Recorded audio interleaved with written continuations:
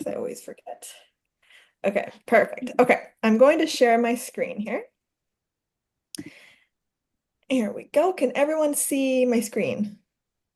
Yes. Yes, Yes, I okay. can. Perfect. Okay, that's exactly what we want. All right, so we're going to be talking about food language, which is basically the way that you personally talk about food and how it kind of translates or manifests in the way that it kind of reflects our food language or our food relationship, sorry, which can be a accumulation of different belief systems that we've brought with us from like childhood even. It really depends on what your first introduction to food being more than just something you eat when you're hungry was, and that looks different for everyone. It can be influence from your environment, influence from your parents, friends, family, media, all sorts of things. So different for everyone, but we all eventually develop our kind of own internal language when talking about food. And sometimes that language could be hindering our progress if we're used to doing things in a kind of black and white dichotomy. So very polarizing, all or nothing mindset. So let's dive in. All right. Perfect. Okay. So, what is food language and how do we use it daily? So, food language is how we talk about food, either to ourselves or to the people around us. And it can be as simple as saying the food is good or bad, or it can be as complex as the beliefs we have about our personal relationship with food that dates back to your first introduction, just like I was mentioning, as food being something other than what you eat just when you're hungry. So, food is a very layered, complex, nuanced topic. Everyone has a very different relationship with food. Sometimes it's very neutral, other times it's negative, sometimes it's just positive. It totally depends on where you fall on that spectrum. And it doesn't mean that you're stuck at that point in the spectrum either. It can change throughout your life. It can change as you navigate your own health journey. And neutrality is the goal, but sometimes, depending on where you're coming from, it can be a harder thing to get to neutral than it can be to, take a couple steps in a positive direction, for example.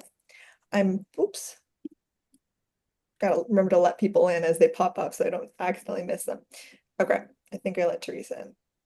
Hopefully that worked. Okay. So, who influences you? So, what was your first food experience? Was it positive? Was it negative? Do you remember your mother dieting lots? Do you remember reading magazines where certain things were trending all the time or certain food narratives were being pushed? What stuck? What was your first kind of conscious experience with food? When it was like you were either aware of what you were eating or you were aware of how you were being perceived when you were eating, or you were just introduced to diets or diet culture in general. So, does your language come from what you truly believe? So, this is kind of the loaded question of it, and what we have to unpack a little bit when we think about where we were first influenced or where we first kind of became conscious of the idea of food being more than just something on our plate, and what kind of belief systems have we brought with us from it, right? What influenced us? What stuck with us? How much information have we accumulated that has formed into certain beliefs that maybe serve us and maybe don't, right? How much of it is food fear? How much of it has curated certain lists of what we deem as good versus what we deem as bad? So, channels of influence. We have friends and family, I think is a very, very common one. Usually, our first introduction is the way we see our parents eat, or friends, family members, just people that we're spending a lot of time around. That's usually the first person we see eat a certain way or make comments about food, maybe about the way they eat, or even about the way that you eat, which might have stuck with you. We have social media, which is every decade something different is trending, whether it's a specific type of body type or fat-free, low carb, keto, paleo, all the different things. They're always trending in and out, depending on what's popular or what sells, basically. And yeah, just trends in general. One day something is super, super good for you and it's a superfood, and the next day it's being villainized because that's just how they continuously sell products, usually. So we accumulate various language from who slash what we are influenced by. And sometimes this can become a really bad game of telephone. So what starts off as like something that we kind of just cling on to over the decades, it becomes this thing that just gets negatively solidified over and over again, where it's this belief in the back of our head that's kind of always there, but it's not serving us anymore. And it's actually potentially keeping us in this very black and white way of thinking that's causing us to feel like things need to be perfect or we need to constantly keep starting over. So it's really important to ask yourself, where did that come from? And do I actually believe it? Like, do you truly believe it, or do you feel like you should believe it because you've heard it so many times, right? Where did it originate from? Unpack that thought. It's good to remember, did somebody put that in my head, and was it maybe a projection of their own fears of a certain food that I've just put in the back of my head and believed is truth for this long? But actually, it's more complex than that. Um, and it doesn't have as much truth to it as maybe you originally thought. So, the good versus bad. So, food psychology plays a big role in how we view food. The way that our brain interprets food or how we describe food also kind of correlates too in the same way as like how we describe ourselves, how we think. If you were to say, if you're looking in the mirror and you were to say something negatively about yourself, like all that language that you use, your body like clings to it. It truly does. The way we describe things has more of an effect than we think it does just in a fleeting moment of it leaving our mouth. In the long term, it manifests into our habits, how we approach things. It manifests into certain elements of control or perfectionism a lot of the times as well. So we can understand that there are foods that are more nutritionally dense than others. Definitely, we can all agree on that. But why doesn't the good and bad label translate, right? So even though we can say, yes, this food is technically has more nutritional value than this food, but why is one good versus one bad? All foods technically are neutral. They have no moral value. When we apply a moral value to it, often what happens is you naturally want to eat the good things, and the good things mean you're doing good, you're a good person, you're doing all the, you're eating well, you're kind of the depiction of purity in that way of like, look at all the clean foods you're eating, versus if you were to eat something off the bad list, then the correlation is now you're doing something bad. You've done something bad. You need to make up for it. And that dichotomy is what kind of throws your brain into this repetitive cycle of feeling like you need to fix something if you quote unquote screw up. So we eat something we deem as bad and we immediately feel guilt, shame, a lot of emotions attached to it, feeling like we need to then make up for it and do something good to get back on track, for example. And I'm using a lot of quotations because this is just a lot of like trendy kind of marketing diety terms of like getting back on track, on and off track, when really this whole journey, the more neutral we can get with things, to look at it from a place of like there is no on and off track. It's just this is life, and sometimes curveballs are thrown at us, and we want to make sure we incorporate joy and we incorporate things that we do enjoy and kind of get back to that neutral space.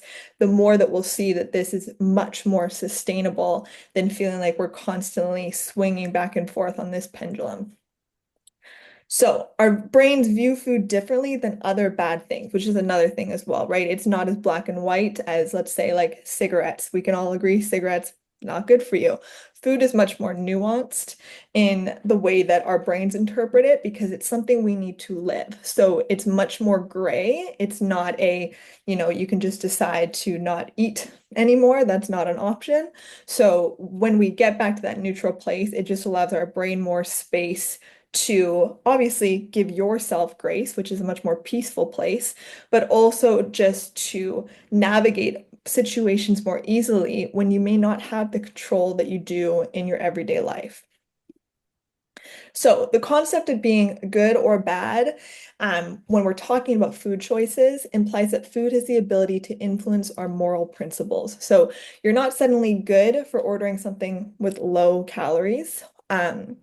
And you're not bad for eating something that has high calories or something that is more indulgent, right? It's just food is food, and that's literally all it is. It has no moral value. It doesn't impact you, the choices you make don't make you good or bad in that sense, right? The more we can ditch that language, the more peace of mind we get. We can have judgments, we can have ideas of what we believe is the best for us.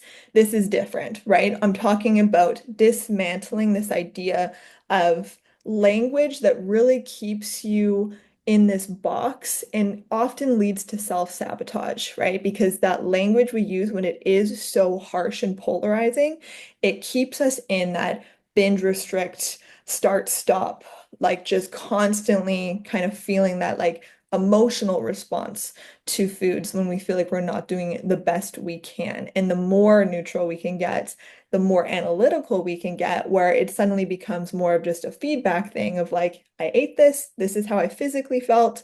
Was it a good experience or maybe a less than good experience if you felt like it made you sick or something, right? We can just be more analytical and be logical and be like, okay, so I ate that, I enjoyed it. And now I'm just going to go back to my regular scheduled programming and everything is fine. That's neutral, right? That's just you walking yourself through it instead of letting your emotional impulse drive that cycle that often leads us into that low emotional response that your body wants to then immediately confront with a high emotional response to be like, you did something bad, so now we have to make up for it. Also, we're kind of like children at the end of Mhm. the day, and the more you want, the more you say you can't have it, the more your brain wants it. So, a lot of the times, if you guys have ever experienced this, I know I've talked openly about it before, with my own food issues over a decade ago, but when you tell yourself, something is so bad and it's not something that you can have, but you eat it and you feel the dopamine from it, you feel the joy, that's very confusing for your brain, right? You're telling it it's doing something bad, but the response it's getting is something very positive. So these two things are kind of hitting heads. So immediately after you feel that shame, you feel that guilt for indulging in it, and you say, I'm either gonna finish all of this, is what's not in the house, and it's gone, and I never look at it again. And you get rid of it, and you have that moment of like, okay, now I feel back on track. I'm gonna start eating, a complete opposite way after this. But that usually does not last very long because what lasts is your brain remembering the dopamine response of that food, being like, oh, that did taste good. So once you're over that emotional guilt and shame, you're back to that place of being like, that sounds really, really good. And you're just constantly telling yourself you can't have it. It creates this scarcity mindset of your brain is fixated on it. It just wants it so much more. And the thing is, the food doesn't hold any power unless you give that food power, which is a big thing of when I've worked with clients before that have had food issues where maybe they have binge episodes or they get obsessed with certain foods or certain sweets, things like that. A lot of the time, if you just give them unlimited permission, which is the scariest thing for a lot of people when it comes to really trying to control food, that unlimited permission is not like a free-for-all of like just go crazy because that's what their brain thinks. They think if they give themselves permission, they will go absolutely crazy, and they'll go off the deep end. Usually that's not the case. The minute you take a food off of a pedestal, view it very neutrally, as in I have access to all of these foods. I can have it if I want, enjoy a little bit, and then move on, the power of it comes down, right? Suddenly you're not thinking about it as much. Suddenly you can have it in the house. You're not even remembering it's there. A lot of that comes from just viewing these foods all in the same playing field instead of putting one up on a pedestal, and saying that, it's a treat or using language like that that really makes it seem like it's this very powerful thing that your brain just can't stop fixating on. So some examples of like words that we just kind of use all the time by accident, right? So we've got junk food. So very just common words. And we can use these and sometimes it means nothing, but a lot of the times with language like this, it's working and questioning yourself on like where did these views come from? Where do these words come from? Why do I use them? What would be the neutral replacement for these words if I were to introduce that into my repertoire of how I describe foods around me? So junk food, we've got cheat meals, which that's like a very common like in like bodybuilding worlds and in fitness industries of people doing a cheat meal. That's a big one. Guilty pleasure, saying like, oh, this is going to be a treat. Oops. letting Teresa in. I think she's struggling to get in here. This will be a treat, or this is unhealthy versus healthy. Healthy is a very, very complex word, and it means something different to everyone, right? Person's version of healthy is going to look very different from another person's version of healthy. And if you have a lot of food struggles, sometimes the healthiest thing for you is to eat the thing and move on instead of restricting it. For another person, if they're diabetic, maybe it's not having the thing, right? So it's very different. The definition differs person to person. So using that word can sometimes be just a weaponized way of saying that like that's on your bad food list and it's reinforcing that good bad dichotomy. Empty calories are calories that don't have purpose, right? All calories have purpose. Your body can always use them. And there's an example of if you were to be running a race, if you were about to go run a marathon and you had only two options, and I said you can either eat this donut or you can eat this broccoli. And I said, which one would you choose to give you the most energy? Your brain is going to say, well, the broccoli's healthier. But in this case, if you're going to run a marathon, that donut's going to give you carbs and the sugar, the glucose your brain and muscles need to have the energy to run a lot faster, right? So food is very neutral. Food can be very, very neutral, and all food kind of has a purpose at the end of the day. It doesn't need to all have a purpose for you, but the more we can get our brain to that point, the better off we are. So, long-term impact of food language. We have impacting our food relationship. So, one study looking at the outcomes of participants who associated chocolate cake, for example, with either guilt or celebration. So, either they felt really guilty when they ate it, or when they thought of cake, they thought birthdays, social events, things like that. Discovered that those who associated the cake with guilt felt less control and had a less positive attitude towards eating healthily than those who associated the cake with celebration. So basically, what that's saying is those that immediately had that emotional response whenever things like pastries or cake was brought up usually reflected the fact that that guilt and that shame was because they restricted so much of the things they loved that they then had almost a fear of trying to eat more healthy, because to them that idea of eating healthy meant getting rid of a lot of the things that they enjoyed. So to them, it was very much black or white. It's either you only ate healthy and you never enjoyed anything you liked, or you just, enjoyed things you like, and that didn't come with the health traditionally that we see. So very much on two sides there. And then influence. So one study found that early restrictive and critical eating messages from caregivers, so from parents usually, or anyone, any guardians, were positively associated with external shame, inflexible eating, and overvaluation of body weight and shape in children. So kids that heard their parents talk a lot about diets, or that kids that viewed their parents really structure their own food, and talk a lot about what people were eating all the time. If you've ever had a family member that really loved to fixate on other people's diets or what they look like, things like that, that kind of language and speak, children absorbed like a sponge, right? And if you've ever experienced a parent or somebody of influence around you, you usually can reference back to some things that they've said that you clung on to even at a young age that you still remember today. And then that you are what you eat. So if we constantly add moral value to foods that we eat, that impacts our relationship with ourselves and also how we view our bodies. It makes it so we really associate pleasure and enjoyment with guilt and shame, which can be very, very difficult for us mentally to navigate, right? The more neutral and the more removed we are from food having any moral value, the more we navigate what health looks like for us in a much more positive light, where we can be analytical, we can be logical, and we can also enjoy from two sides of that spectrum and still achieve everything we want to sustainably as well, where we're not constantly in fear with change. We're not scared of change. We're not scared of going on vacation. We're not scared of things looking different or food being out of our control, because we know what neutral looks like and we're not demonizing any foods that might be put in front of us.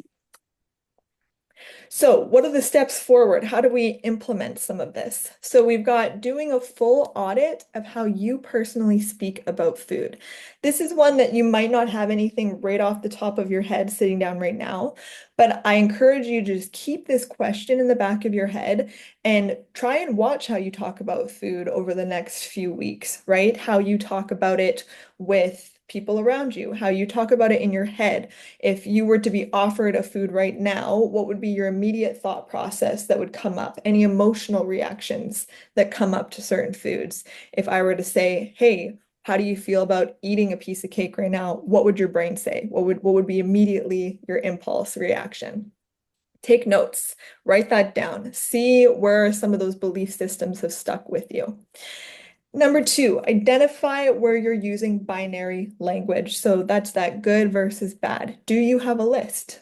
Some people do. I would say most people do have a list of what they consider to be good and bad.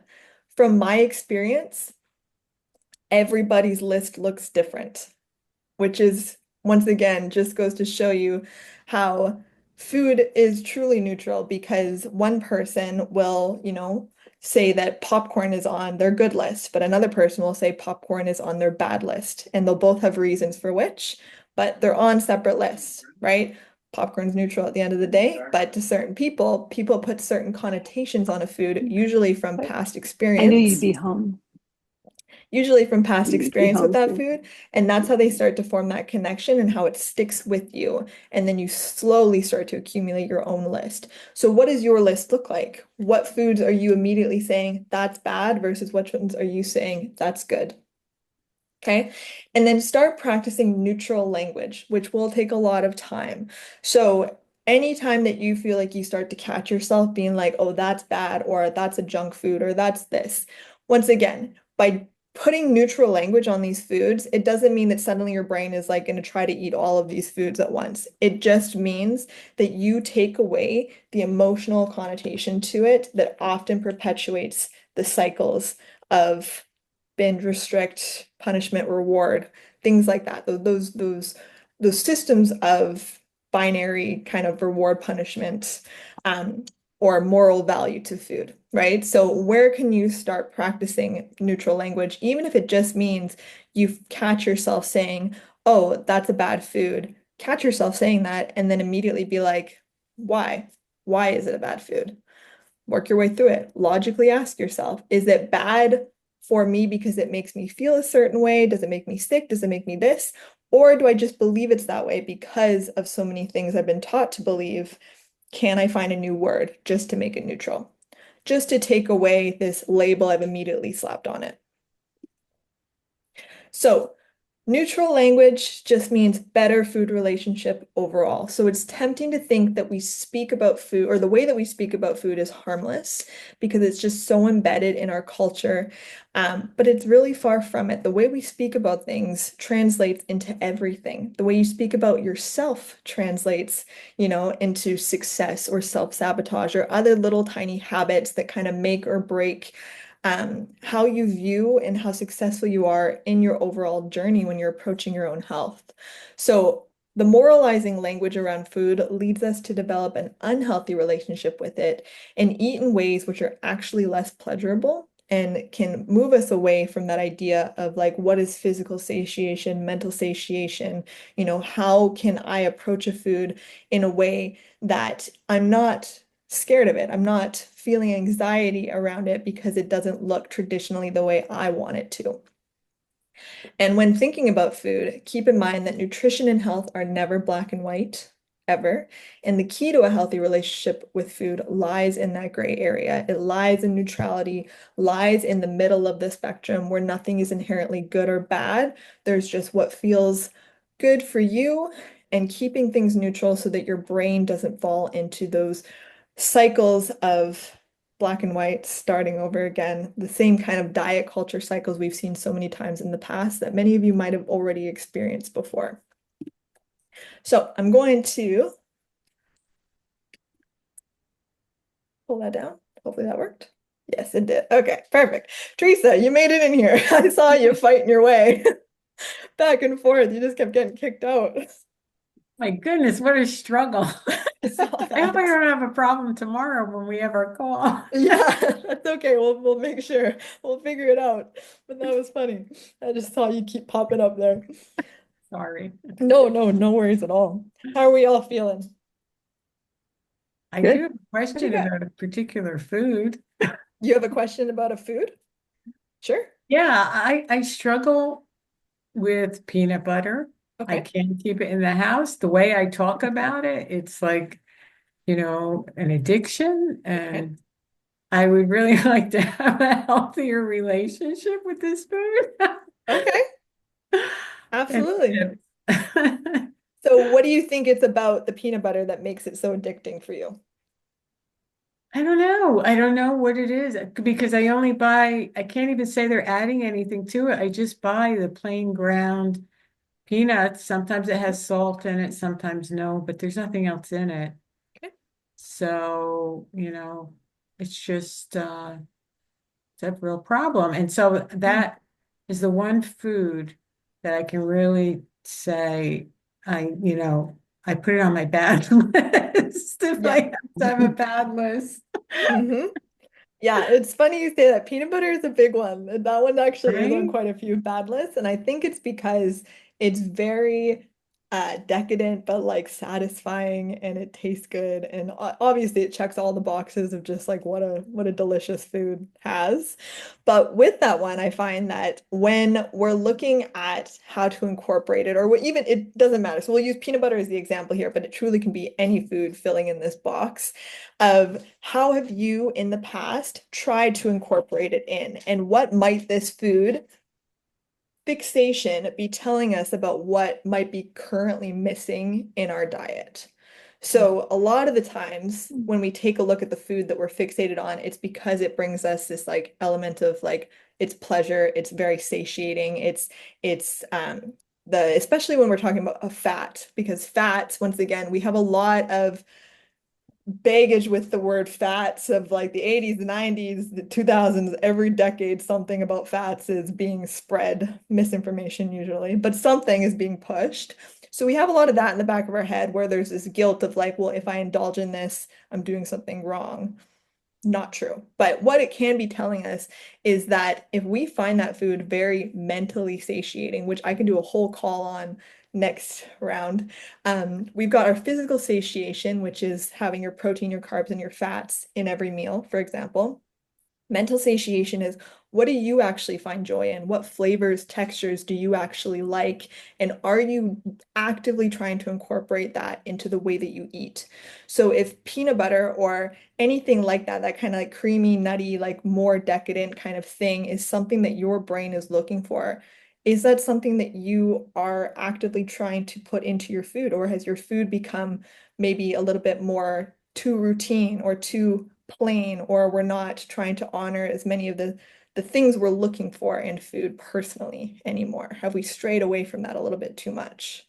If you were to incorporate it into a meal, like make a peanut butter sauce, for example, and have that be the fat in your carbs, protein, fat lunch, what would that look like? How would your brain approach that? Or would you feel like you have to drink all the sauce because it's so good? Fair. If that's true, that's okay. But like what's your thought process when I say that? I would, yeah, if it was for more than one serving, it would be hard to just limit it. Okay. And it's kind of hard because I'm trying to lose weight too. Yep. So it's kind of hard to incorporate, like even 2 tablespoons seems like a lot of fat to incorporate into. I don't know. Mhm. Would it be Possible to add peanuts but not peanut butter, like chopped peanuts on top of something? Would that be satisfying enough? But That not, might be a good option to try that. yeah, Because like if you get Thai food, they put peanuts in a lot of yeah. things. And sometimes it's just peanuts Mhm. and Mhm. It gives that nice bit of the fat and the peanut flavor at least. yeah, with the peanut flavor. And that PB, whatever that powder, Mhm. it Peanut it butter but powder. yeah, it doesn't really resemble peanut butter. No. No. No, it doesn't. But no, Judy makes a good point, and sometimes it is about like what is a middle ground, right? Maybe it's not fully adding that food back in yet, but what is kind of meeting in the middle of it? Like it's giving you some of that flavor, giving you some of that element of like your brain is like, oh, I recognize this is the thing that we do crave, but it's still not the full thing, right? So we're meeting ourselves in the middle, and then it is truly looking at like, okay, so what about it, once again, like, do you feel currently like your food is satiating? Like it is mentally satiating. You look forward to eating it. Mm. Right. I have been keeping things pretty simple, and I do like it that way. It's fine. But yeah, once in a while, like actually today was kind of one of those days. It was like I'm thinking about ice cream, and normally I'm not, Yeah. but usually if I have too many days keeping it plain, that will catch up with me. And Hmm. Yeah. today's the day this week. Yeah, So absolutely. yeah, so Absolutely. Yeah. So sometimes, like I said, making I sure should that we're honoring all of those things because all of our relationships with food, food is not just fuel. As much as like I'm sure there's like 1% of the people out there that view food as fuel. Probably not the funnest life ever in the world, but that's fine. There's lots of people, that I'm sure they feel that way. But for the most part, like for me, I like food. I think food is so important. I like to cook. I like to host and cook food for other people. I like my food to taste good. I like to experiment with it. And I think it's very important that when we're looking at doing this for the rest of our lives, we're making sure that yes, it's meeting us nutritionally or meeting our nutritional needs, but it's also bringing in like, what do I actually like and enjoy? And going, at the beginning, sometimes when we live busy lives, we have to do lots of meal prep. But sometimes that means, having more sauce or flavor options available. So it's like you can let it change per day depending on what you actually feel like eating instead of making yourself eat something that's maybe you wanted a couple days ago, but today it doesn't sound so good anymore. So you have the option to switch it up, right? So that you're at least letting in some of that mental satiation, because that's a big part of hunger as well. And a lot of times too, when we're taking a look at just cravings, for example, cravings can come from the fact that we do let things get a little too repetitive, maybe a little bit too plain, and we're not actually allowing ourselves to want our food. Sometimes craving is like a scary word because we think it's like this impulse that's just going to take over, but really it's just mentally, sometimes it can literally be your brain's way of expressing hunger that's not physical. So it's not your stomach growling, but it's your brain saying, hey, maybe we do need a little bit more fats. Maybe we do need a little bit more of this. And it's coming through as like, I feel like I could really go for some peanut butter right now. And that's a scary thing when you are, trying to count and make everything nutritionally balanced, things like that. But in the long term, it can be worth experimenting with to find what that middle ground is, to incorporate it, to satisfy that mental need for a specific flavor or texture or things that emulate the foods that we really crave, like the peanut butter. So a yeah. stepping stone, I think Judy made a good point. Finding a stepping stone, I think, would be a really good middle ground for you before we fully bring it back in. Yeah, Back I in think just that's a good yet. But idea. there's lots of options, even if it means making a sauce with peanut butter where maybe you water it down a little bit at first, where it's like you've got the flavors, you're introducing it a bit, but you're not using as much, and then you slowly can bring it a little bit more. Anything that just makes you feel comfortable, because that's going to look different for every single person when we're introducing a food that um, is on our bad list, right? That like kind of has a little bit of an emotional, like you get a little tense around it a little bit. And that's okay. That's very normal. So it's just baby steps. Okay, thanks. Yeah. But that's a good question. How about everyone else? How do we feel? Thoughts, feelings? Well, just on the issue of when things get too plain, Yeah. I find I go in cycles. Lately, I put Chinese chili oil on everything, and suddenly it kind of wakes it all up, and I feel better. Yeah. But I think there are things in the spice area that you can just throw in everything Yeah. that helps. Yeah, absolutely. That sounds good. And yeah, working with what you actually like, because that's what'll make you look forward to it. And then you don't Mhm. go through the fatigue of feeling like you're dieting or anything like that, right? Like this is your life. We want that healthy, like we're looking for healthy foods, but in a way that still fits you. so that you do this forever, right? If it's something that you can stick to and make yourself stick to, that's great, but it doesn't last. And that's how we end up in that, like, we hit a wall and eventually we're like, well, I'm just going to eat all the foods I actually like and then start again. And that's what we want to avoid, right? Is that cycle. Sorry, Carolyn, you were going to ask something. Yeah, yeah, I think the eating the same things, like I've been eating since I've been back from vacation, going back to eating the bowls, the beans and rice and broccoli, and then putting some kind of balsamic vinegar on top. Mhm. But I realized when you were talking that, if I can't eat it all because I get so full, and then later on, it's like with very short time after I'm hungry, and I realized I don't think there's hardly, well, I know there's hardly any fat in that meal. And I've Mm. been eating that for dinner and sometimes lunch and dinner that, I am bored with it. And I'm thinking it's not satisfying me because like the other day, I really considered putting butter, non-dairy butter on it because it just sounded good to me, Mhm. and I didn't. I put the balsamic vinegar instead, but I think I need to do something to put fat in there to be more satiating to me. Yeah, And absolutely. and I want to know if this is um, a neutral statement or not.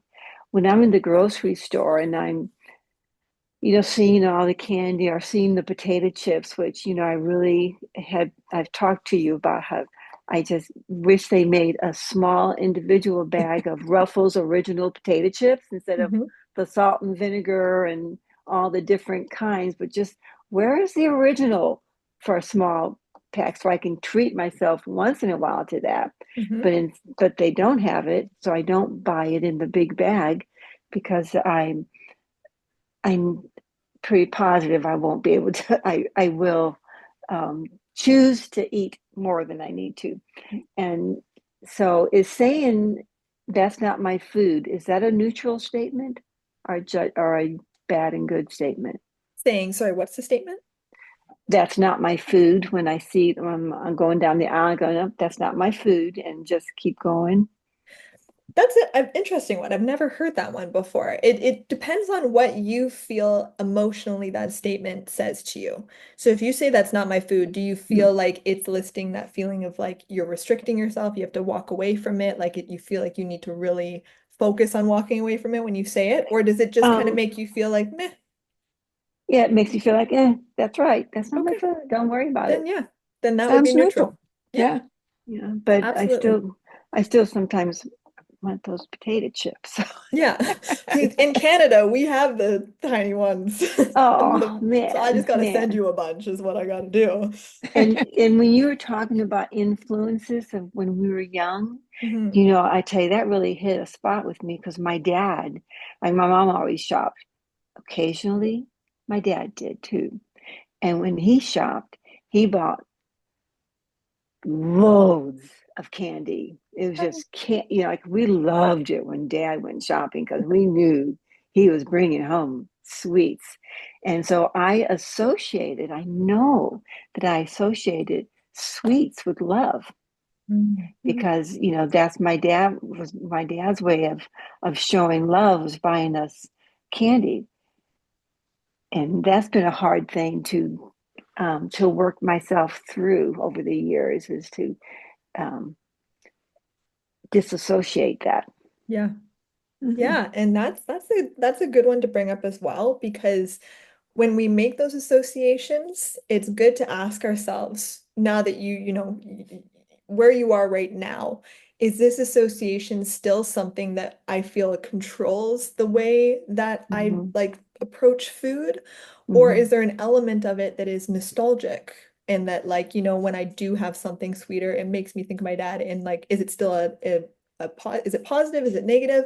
Because there can also be that element too of like, there's nothing wrong with food being nostalgic or bringing up memories or having good emotional responses with it as well, right? We can eat food just because it brings up some of those memories and it doesn't always have Hmm. to serve an immediate purpose, and that's okay Yeah. too.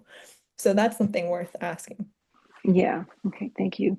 Yeah, I know. Food is memories, food is joy, food is culture, food is a million different things, and it doesn't have to just be fuel. And sometimes you can eat something just because it tastes good. And that's it. But how should I Like handle the lunch. potato chips? How do I Yeah. handle my desire for getting some How do you potato handle the chips? potato chips?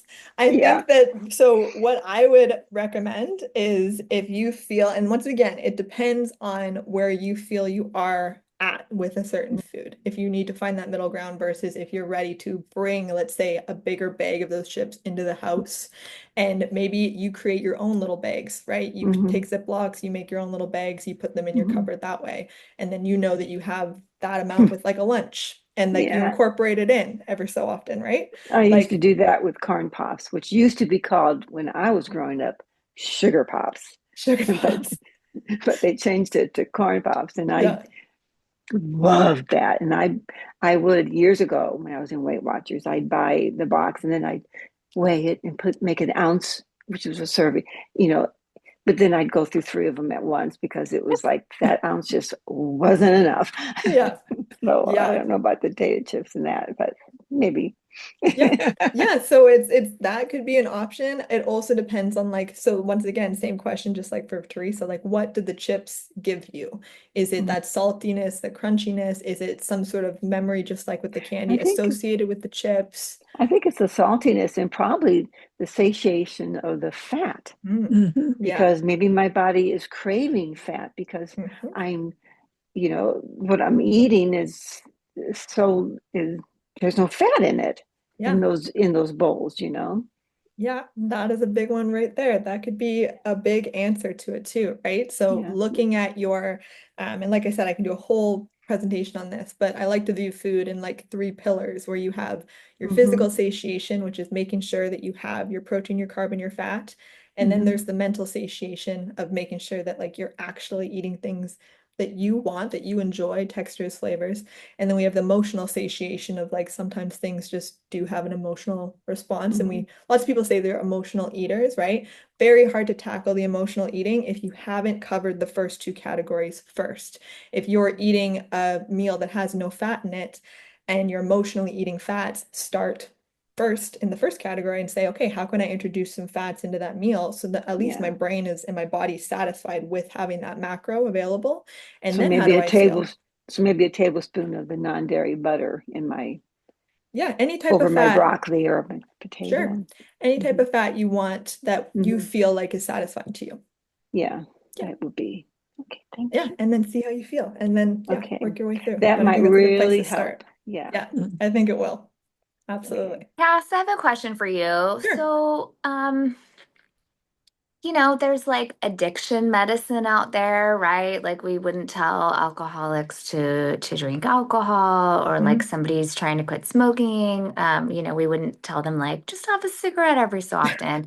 Like, what do you think about that, and food? And is there a place for that in, somebody's lifestyle where they're like, maybe you really shouldn't have that thing for some period of time? Mhm. To kind of help you get past like a mental obsession. Is there Yeah. space for that, or what are your I thoughts? I do. I agree. I think that there is. I think there are people, depending once again, because there's so many elements to it, it does depend on your own personal personality as well. Mm-hmm. And some people do benefit from just complete abstinence of a certain Mm-hmm. food to kind of just break a little bit of it. It does depend on historically how you've done with that in the past. If you're somebody that's removed things and that obsession has just grown to the point where it's like suddenly it's binge because you can't stop thinking about it, then that's probably something that doesn't work for you, even though it feels good in the moment. So maybe some other avenues should be explored. But if it's something that like it has worked and there's history of it working, and it helps you soften kind of the obsession, then that's definitely a possibility for certain candidates. Absolutely. Because you're right, it with food and alcohol, very different. And that's the thing is like Yeah. when we're dealing with certain fixations or obsessions with food, it is so much more, there's just so many more layers to look at than that just approach of like you just need to cut it out cold turkey because it Mm-hmm. doesn't technically benefit you, right? Like alcohol, cigarettes, drugs, there's no health benefit to those things. So your body's Right. not going to miss them. But in certain elements, depending on what the food is that you're cutting out, maybe there is something that's beneficial to your body to have it in the same way that, or not in the same way that drugs, alcohol, cigarettes, all that. So it is very circumstantial, but I do believe there is a certain percentage that yes, sometimes abstinence is helpful, or just I, abstaining. on that topic, I have always had a problem with binging triggered by fats. Hmm. So we've gone through the eating with this program, Yeah. I've cut way down on fat and have no need or urge to binge. Hmm. And I think so. I kind of understand what makes it happen. Yeah. And twice in the last month and a half, I've had something that would have totally sent me over the edge in the past. An absolutely delicious small chocolate mousse, which was fabulous. And I had it and I enjoyed it, and that was that. And I was amazed to discover that I didn't go out and buy three. You know, it was Mhm. so I think for me at least, totally cutting out certain foods has gotten me at least over a big hump. Yeah, and that's what I mean. I think that there definitely is multiple categories of how you approach it. And for you, also, I think just the mindset too of like you have it and you were able to move on. It sounds to me like that food is becoming very That was neutral. amazing to me. Yeah, Yeah. exactly. So like in your mind, internally kind of giving yourself permission is a huge thing as well. And that's Mhm. something that can be kind of a hard thing for some people to approach depending on the hyperfixation on the food. But permission can be massive. Sometimes even just me, it's not just as a coach, me giving permission to somebody, like you can have access to that food. You can do it because they've mentally told themselves they can't have it for so long that just me saying it to them clicks a button in their head and suddenly it's like, well, I guess I can have it anytime I want it. Like, I don't really want it now. Maybe I'll have it later. And then later never comes, right? Because it truly is so mental. So I find it so cool. I think food psychology is really cool. So yeah, there's just so many layers. But it's definitely so individual, which is why I think like, ask these questions, like, because every case is different, which I think is part of why it's so cool. So. And on the same note there, I felt like I was really addicted to candy, like especially not just candy, but chewy candy, like red vines and juji fruits and Tootsie Rolls, anything that was chewy. And then when I got sick and I wasn't eating any of that because I couldn't, and then when I got through that, I had lost that desire for sweets. Um, and it's been 3 years since I've had any chewy candies. Like I'll buy Werther's hard caramels and keep them in a bowl in by the front door, and I'll have one at night, and it doesn't trigger me to have more and more. But when we were, I think I mentioned it to you one time, we were back visiting our daughter and grandkids, and we had a girls' night in, and Sharon had all these great candies to watch, a movie with the girls, and she had red vines, which was my huge trigger thing, and I ate, and I thoroughly enjoyed those. But I thought, okay, if I just triggered this obsession with that again, but it's been 2 months or about since we did that, and I came home and it didn't make me see it in the store and go, oh, I gotta get that. And so I like, okay, that was interesting. I had that treat. I'll just call that a treat with the girls and Sharon, and but it's still not my food. you know, Can Yeah. I ask a question? Is it Carolyn or Caroline? Carolyn.